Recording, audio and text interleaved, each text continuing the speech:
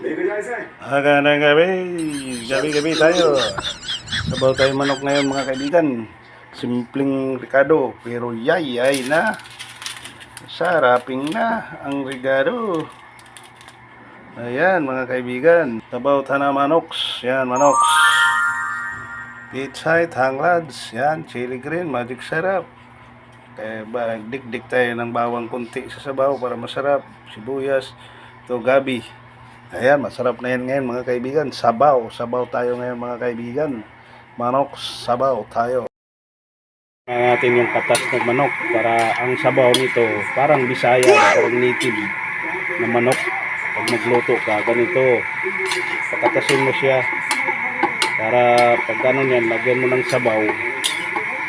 Parang native yung kalabasan na sabaw yan, yummy. Ayan siya, di ba? Ano na siya. Ngayon,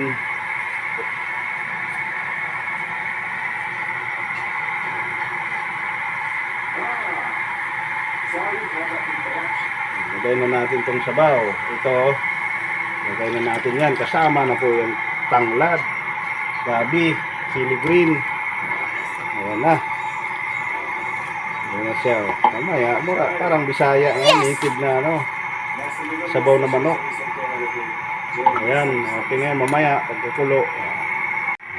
Tingnan nyo, parang native, diba, ang sabaw. Tingnan nyo, native na natives ang manok. Sarap ang sabaw. Ganun lang ang pagluto.